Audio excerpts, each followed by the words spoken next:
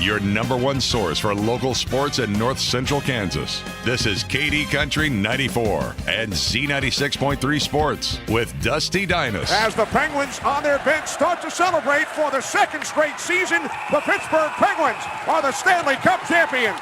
Helmets, sticks, gloves flying everywhere as the Penguins mob Matt Murray, the first back-to-back Stanley Cup champs since the 97 and 98 Detroit Red Wings. We'll have more on the Penguins Stanley Cup Championship coming up in sports. We'll also take a look at the Kansas City Royals coming up with a win on Sunday. And we'll take a look back at the 8-man All-Star Games this past weekend of Beloit on Saturday and NASCAR. It's all coming up in sports on KD Country 94 and Z96.3 The Lake. As heard at the start of this Sportscast, the Pittsburgh Penguins are the NHL Stanley Cup champions as they win the series over the Nashville Predators 4-2, taking Game 6 2-0 on Sunday night. As heard, it's the second straight season the Penguins have won the Cup. Penguins center Sidney Crosby, who won the Conn Smythe Trophy as the most valuable player in the Stanley Cup playoffs, gave his thoughts on winning back-to-back titles.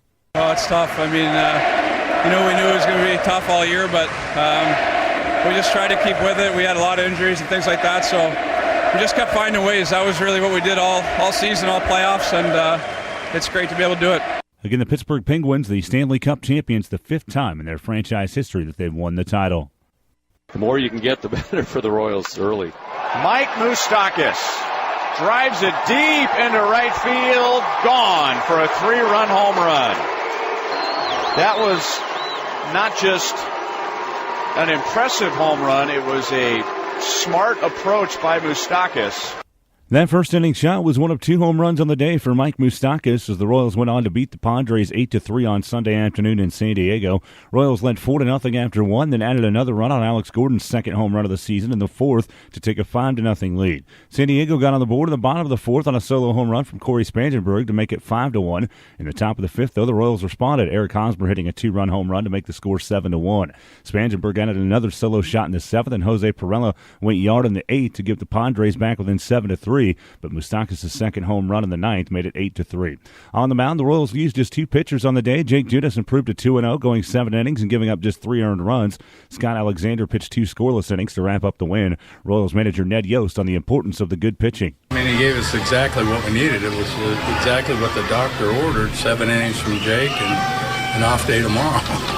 So, yeah, we were very thin down there. I mean, we didn't. Alexander was in the best shape out of anybody, and he wasn't in that great a shape, but he came in and got us through the 8th, and when we tacked on that run, it was a perfect scenario to put him back out there and then back him up with Kell. But if we had to use Kell today, that's 4 out of 5 days for him, so we were trying to stay away from that. The offense, gave us a big lead, and Junis pitched on the attack, executed his pitches, had a really, really good slider, and held the fort for us. Royals took 2 out of 3 from the Padres, moving to 28-34 on the season. They have today off before they start a quick 2-game series with the Giants in San Francisco on Tuesday night at 9:15. The 32nd annual Kansas 8-man All-Star Games took place on Saturday at Trojan Field in Beloit. The East teams came away with a sweep, winning the Division II game 28-20 in overtime and taking the D1 contest 28-18 over the West. In the Division II game, the West got on the board first, barely leaving enough time for the fans to get into their seats. One receiver wide to the right, in the gun. This is Bruna. He wants to air it out. Throws right side and is intercepted by Foose. Foose with a return on the far sideline. 25-20, 15, 10-5, touchdown! The 2 West All-Stars. A 34-yard interception return for a touchdown, and the D-West on the board a minute and 3 seconds into this game with the pick 6. Levi Johnson of Wallace County added a 2-point conversion to give the West an 8-0 advantage. Later in the first quarter, with 1:21 remaining, Will Bruna of Hanover scored on a 3-yard touchdown run, followed by a 2-point pass from Bruna to Davis Dubert of St. John's Tipton to make the score 8-8, and that was the score after a quarter of play. In the second quarter, Ingles quarterback Colton Schmidt hit Foose on a 23-yard touchdown pass to give the West a 14-8 lead with 6:29 left in the first half. Score would stay at 14-8 until the fourth quarter, when Bruna had his second touchdown run of the game, again from 3 yards out, to tie the contest at 14 at the 9:20 mark. The final minute and a half saw multiple fireworks as the West broke the tie with 1:29 remaining. They fake it to Johnson. Ling's going to throw over the middle. Caught by Foose. He's in for a touchdown. And he took a shot, but he held on to the football. 3rd down and goal from the 8. Ling puts it right on the money to Dylan Foose. And the West leads 20-14 with 1:29 to go. Trailing 20-14, the East wasted no time moving the ball down the field. During their final offensive drive of regulation, they got a big conversion on 4th down to keep their hopes alive. 4th down and 9. Bruna has time, throws over the middle. It is caught by Dubert inside the 5. To mark him at the 5, a 16-yard pickup. Bruna to Dubert. Clock stops, move the chains. East will have it. 1st down and goal. After the big conversion with 22 seconds remaining, Bruna ran for his 3rd score of the game, this time from 4 yards out to tie the game at 20 and send it into overtime. After winning the toss, the West opted to start on defense, and on just the 2nd play of overtime for the East, Bruna scored on a 2-yard run and completed a pass to Caldwell's Dylan Volavka to give the East a 28-20 lead. The West got their chance in overtime, but on their 2nd play, this happened to clinch the win for the East. Here comes a blitz from Payer. Ling fumbles the ball, it's loose, and it's recovered by the East. Kalen Richardson of Glen with a fumble recovery, and the East wins it on the turnover by the West. Richardson gave his thoughts on the big fumble recovery in the postgame. The West squad was kind of getting tired, and we shot some gaps there, and Coach said if we got the ball, that was it. We could go home, and I was tired of fighting them. I just wanted to go home, so I just did what I had to.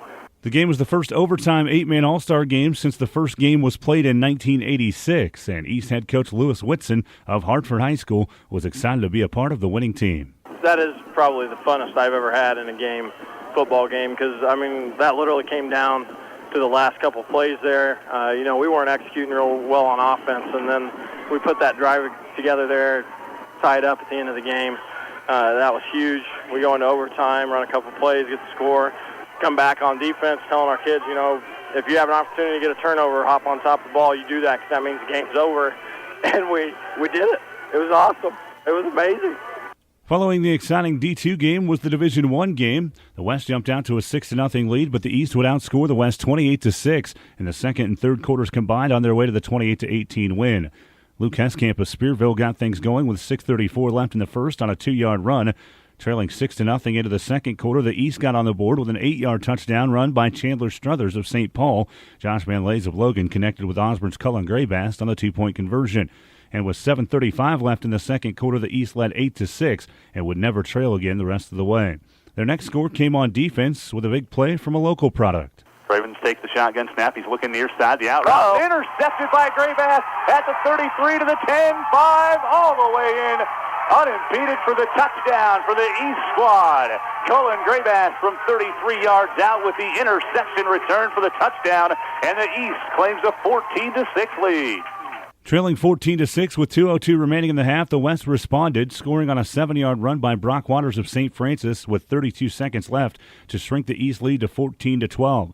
32 seconds was more than enough time for the East to strike before half. Van Lays gets a little bit of time, fires one deep down the middle. He has Jimenez open at the 20, 15, 10, 5. Touchdown, Tony Jimenez from Central Burden High School from Josh Van Lays.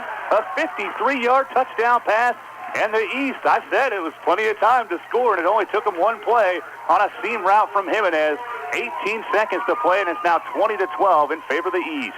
Leading 20-12 at halftime, the East added 8 more points in the 3rd quarter, scoring on a 5-yard run from Van Lays with 10:31 to play in the quarter. Then later, with just 16 seconds remaining in the 3rd, a botched snap on a punt attempt and an intentional grounding call in the end zone gave the East a safety and a 28-12 lead after 3. The lead stayed at 16 until late in the game as the West scored on a 24-yard touchdown pass from St. Francis quarterback Quentin Cravens to Heskamp.